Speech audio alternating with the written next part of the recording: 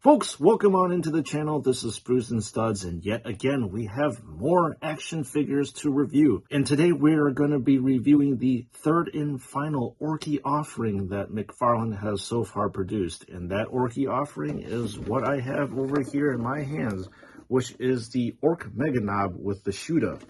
So we will be reviewing the action figure based on painting, accuracy, as well as articulation as usual. So let's see what this action figure has to offer us today. And as usual, we're going to be busting open this box, and there's many points in which you're going to have to open this seal here, number 3. Let's open them up. There we go. Weird fuzz on top. Not sure what that's all about. All right, everybody. Obviously, ahead of you is the Ork Nob, and let's see what's going on with the Ork Nob. Is starting with the backpack here. So, taking a look at the backpack, you definitely have this awesome orc iconography right here. If you want to take a look at the painting itself, it's, again, very bland as usual, just like any other action figure that McFarlane puts out. You have this nice red area, and then obviously you have this white area to represent the guns.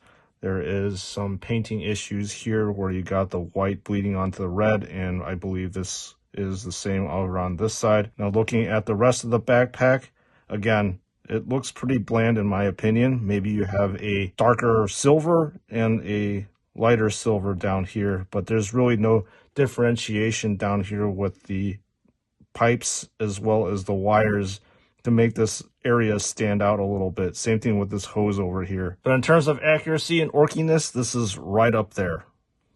So let's take a look at the jaw over here. And in terms of the jaw, so you have a dry brushing effect to give this a little bit of dimension with this silver that's over the gray, and to even more add to dimension, you have this red tooth over here. And there's some painting issues where the red did not completely cover up the silver, and the red went onto the silver over here. But this offering over here is definitely normal for what McFarlane is producing. So finally, let's take a look at the big action figure himself and see what's going on. And again, I'm not sure exactly what this fuzz is over here. As you can see me pulling it off, it's on the head and this area over here. So as usual, we're going to take a look at the orc's head first and see what we can find. So in terms of painting, there is some light shading going on over here. Really not too much shading in the face area. It would have been nice if actually the areas up here were shaded and highlighted to give a little bit of differentiation. However, this is just a solid piece of green up here. As compared to here, there is a little bit of differentiation. Nice orky gums and nice tooth. Unfortunately, there seems to be a silver painting error on this tooth. But aside from that, we also do see some painting issues over here where the brown of the tooth got onto the skin itself. But looking at the orc's face and the eyes, it looks like it's pretty clean to me.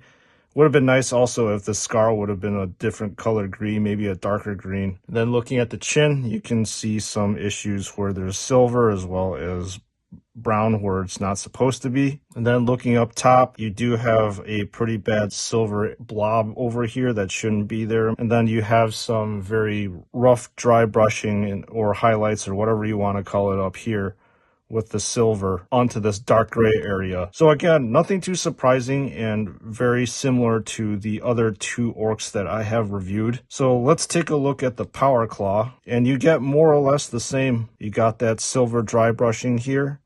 And then with the power claw, let's see if you're able to manipulate this. Yes, apparently you can open up this power claw. So it appears to be that there is like a ratcheting mechanism down over here. This is actually cool that McFarlane included this play element onto the orc. And I like how the power claw has a bunch of different battle damage that you see over here. It really adds character, and this is fantastic. Painting wise, you have a little bit of silver onto the red hose over here. Not really that much of a big deal. It looks really clean. Same thing with the green area over here. There appears to be probably some sort of highlight where there is a lighter green on top of the dark green. However, I think that McFarlane missed it over here, or this is just only a solid piece of green. It doesn't have that highlight area. But I'm pretty sure with this part, you can pop it off just like with the other ones, like so. I'm going to retouch it back on, like so. Pretty easy to do. So let's look at this Shoota over here. I'm not sure if this is like a custom Shoota. So you have all these nice orky bits that are going on. The highlights again are very, very messy. But as I've said before in my other videos, we can attribute this to just orky ingenuity or orky painting. I really like this bayonet over here too. It's got a lot of character and a lot of different kind of battle damage. This big, huge scar and a ding here. Small dings over here. So I like this character and detail that was added. Same thing with this ammo magazine over here. You can see some purposely put deep scratches here, and this is exactly how orcs would function. So I really like this detail here. Nothing too much about the painting aside from me saying that, again, these highlights are really messy, but it really matches with what orcs are supposed to be. And again, you also see that in this joint area, that there is no highlighting or that lighter green paint that you see with the rest of the area over here. So in terms of accuracy, this is really cool. And I can already tell you from the 3 Ork McFarlane figures that I have reviewed, this is likely my favorite one just because of the armaments are really super cool. So the body is pretty much the same as all the rest of the 2 that I have reviewed already. You get this nice orky iconography here. I think this is also attached separately. So there's obviously no painting or bleed issues right here with this. And then in general, this orky icon over here is not too bad. It's very clean. Then we move on to the torso area. More of this sloppy silver kind of look down here. And moving down to the legs themselves, you get to see this dark gray textured plastic, which is really cool. I commented before, I really like this a lot. Not really any painting issues here because, well, this is just a monochrome kind of color. And again, down here, it's more or less the same of that messy silver highlight. Let's take a look at the back and the hoses and stuff and see how it looks. And it's a little bit messy. So you do have some bleed for the silver onto the red up here. And then you do have that same issue over here. Then on the other side, there really isn't any bleed issues, mainly because, well, this is a single monochrome type of color. And I'm assuming that this was attached later on. So there's obviously, you're not going to find any bleed from the silver onto the here. Okay, let's do our articulation review. So the head has a very limited rotation. It can only rotate back and forth like that. So the rotation is blocked by this piece of plastic over here. And as you rotate it on this side, it's blocked by this piece of plastic over here. So the range of motion on the head is very, very limited. So looking at the shoulders, it should be 360 degrees, just like the rest of the 2 action figures I have reviewed already, just like you saw there. The range of motion at the elbow joint is going to be limited by this little piston here, as you see. So if I move this over here, it locks up, so the range of motion gets also locked up here, so you don't get anything past this point. And this is the maximum extension that you can get. Just like what you saw with the other part of the arm, you can pop this thing off as well, like so, and then you can pop it back on. But obviously this gun is a fairly static piece. You can't really do too much of it. You can rotate this a little bit.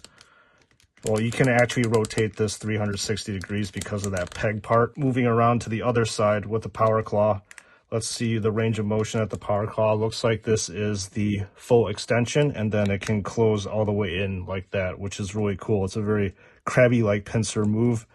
And same thing with the other side. You can rotate this around 360 degrees like so. This is a lot easier to move than the other side. The torso is also a 360 degree motion, so I'm just going to move it like that. There's no hindrance here. And with the leg, it's fairly limited too. If you want, you can take this and kick it out. And this is the limit of the motion over here. And this is as far as you can go when you kick it back. So you've got a very limited range with this. So with the knee joint, you can move this about 45 degrees. This is the maximum range of motion you can push back. And then moving this forward, this is also the maximum range. So yeah, it's about 45 degrees. If you take a look at the ankle itself, this rotates 360. You can't really pose the ankle that much. You can't flip it up or down. It's a very fixed position, unfortunately. So let's put on the backpack. And unfortunately, just like with this other one, it fits very loosely.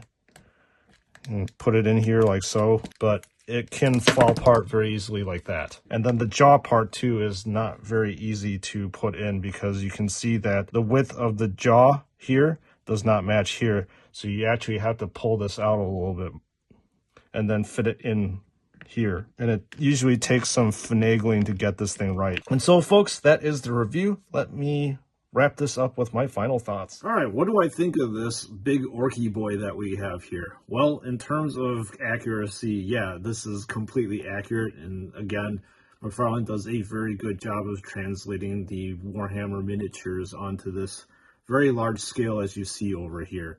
And I really, really like the Power Claw, as well as the, I believe it's the custom Shoota here. And as I have said, out of the 3 Orky action figures, this is definitely my favorite one out of the bunch. So in terms of painting wise, again, this is exactly what we would expect from McFarlane. There is that messy silver highlighting that I talked about. As usual, the amount of colors is not as great as what you see in like maybe Bandai or Joy Toy. And sometimes when I look at the Ork action figures, the colors look a little bit more bland, but that's just my personal preference. In terms of the articulation, again, there is a little bit of disappointment where you have very limited mobility down at the leg area as well as the ankle, so there's a little bit less posability that you can have with this action figure. Is this worth the $40? Maybe this one is, I would have to say, because I just like the weapons loadout of it compared to the rest of the 2 that I have reviewed already. So this is Screws and Studs. Thank you for watching as usual, and thank you for your support. Let me know in the comments section what you think about this Orky action figure. Do you think it's actually better than the rest of the brethren, or it's actually worse, or is it too similar? And that being said, thank you all again, and I'll see you all in the next one.